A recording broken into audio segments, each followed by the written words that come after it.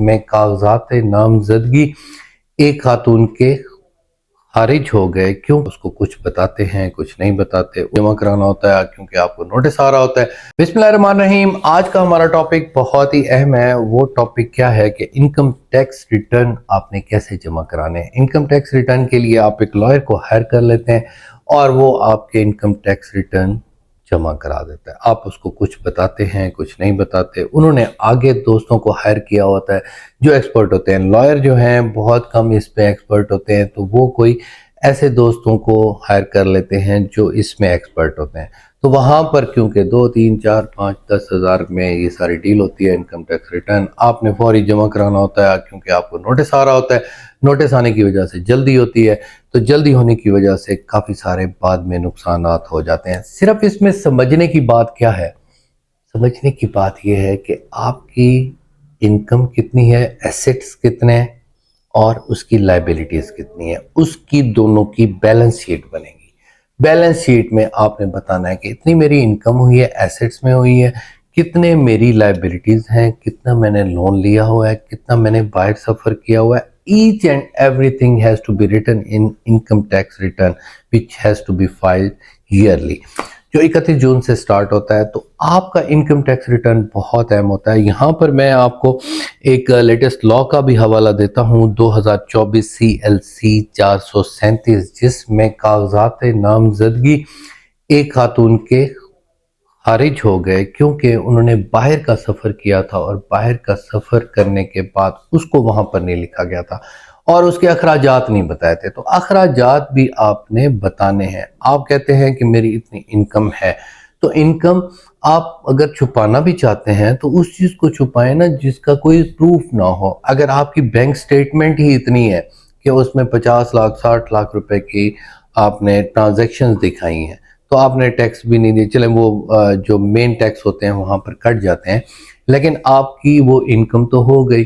तो इनकम के बाद वो नेट इनकम होती है जिसमें आपके अखराजात ख़त्म हो जाते हैं, काट दिए जाते हैं। आपने 50 लाख रुपया कमाया, वो आपकी बैंक स्टेटमेंट में खड़ा हुआ है। इसमें आमतौर पे ये भी होता है कि ये छोटे अकाउंट्स हैं उसका हवाला नहीं दिया जाता। जैसे मिसाल के तौर पर मोबिलिंक का अकाउंट हो गया, जैज़ कैश हो गया, इसके अलावा टेलीनॉर का हो गया, इजी पैसा।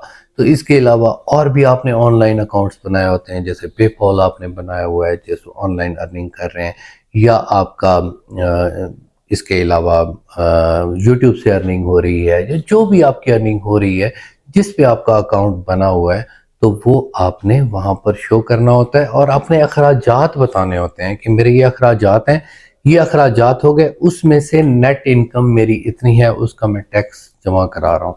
तो अब ये मामलात और आगे होते जा रहे हैं, दिन ब दिन ये मामलात आपको देखने पड़ेंगे। आपको ये देखना है कि मैं कोई गलती ना कर जाऊं जिस गलती की वजह से कल मेरी पकड़ हो जाए। फिर आपकी जॉब भी जा सकती है, आपकी ट्रैवलिंग भी रुक सकती है। तो इस वजह से, क्योंकि कानून पाकिस्तान में तो टैक्स ही इतने हैं कि दुनिया में शायद इतने टैक्स ना हो, तो टैक्सेस तो बहुत ज़्यादा है।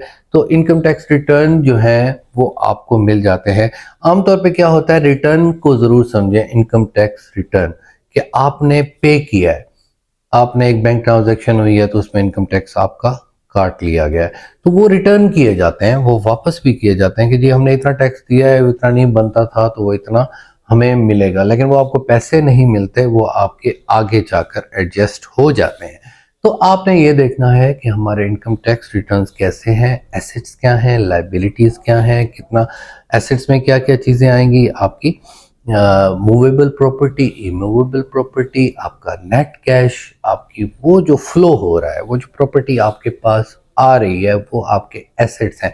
इसमें एक और एसेट भी होता है, जब बैलेंस शीट तैयार होती है तो उसमें आपकी गुडविल भी काउंट की जाती है कि 10 करोड़ की है, 50 करोड़ की है। जैसे पेप्सी है, जैसे मिरिंडा है, जैसे आइसक्रीम के बड़े बड़े वो ब्रांड्स हैं, जैसे कोई भी ब्रांड हो तो उसकी एक नेट वर्थ होती है जो मार्केट में होती है, वो समझते हैं, तो वो भी आपने लिखनी होती है।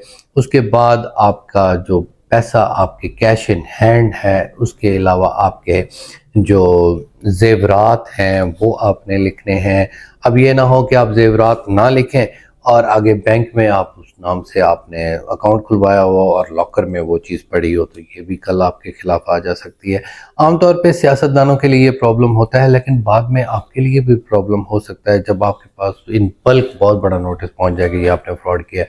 तो इसकी इंडेमनिटी भी होगी, जुर्माना भी होगा और साथ आपको सज़ा भी मिल सकती है। तो इस चीज़ को देखना बहुत ज़रूरी है। और एसेट्स में आप देखेंगे कि आपकी कौन सी बिल्डिंग्स हैं, कहाँ पर आप रहते हैं वो आपने बताना है, गाड़ी है तो वो बताना है, और इसके अलावा कहाँ कहाँ से आपको रेमिटेंस आई है, जैसे बाहर से पैसा भेज दिया जाता है तो वो पैसा भी आपने शो करना है कि हमें कहाँ से कितना पैसा आया। तो वो ये सारे कॉलम्स आपने उनको बताने हैं कि हमारे इस चीज़ में ये चीज़ लिखें, क्योंकि मैंने जब इनकम टैक्स रिटर्न अपने जमा करवाए तो उसको सही करते करते काफ़ी टाइम लग गया। वो लॉयर भी बहुत काबिल थे, लेकिन उनको तो नहीं पता था ना कि मेरी कहाँ कहाँ से इनकम आ रही है। तो मैंने ईच एंड एवरीथिंग को इवेल्युएट किया और वो करने के बाद मैंने ये फाइनलाइज किया कि ये चीज़ें रहती हैं, और काफ़ी सारी चीज़ें रह भी जाती थी। तो फिर आखिर में फाइनल करते गए, एक दो दफ़ा उनसे गलती भी हो गई, फिर रिव्यू करके मैंने उसको ठीक किया। ये मामला मैंने खुद देखा। अब मैं खुद लॉयर हूँ, लेकिन मेरे साथ ये मसला है, तो आपके इनकम टैक्स रिटर्न में भी कोई ना कोई मसला हो सकता है, वो आपने बताना है। आप खुद उसको पहले लिख लें, सिर्फ ये तरीका बनाएं, एक लाइन मारें एक पेज पर, उसकी पेज पर आप अपने एसेट्स लिखें कि क्या मेरा पैसा है या नहीं है, कहाँ से आ रहा है। उसके बाद लायबिलिटीज़ लिखें कि मैंने देना है। उसमें आप आपके अकाउंट में मिसाल करें भाई ने आपको 2 लाख रुपया दिया, तो उसको एज अ गिफ्ट आप शो कर दें।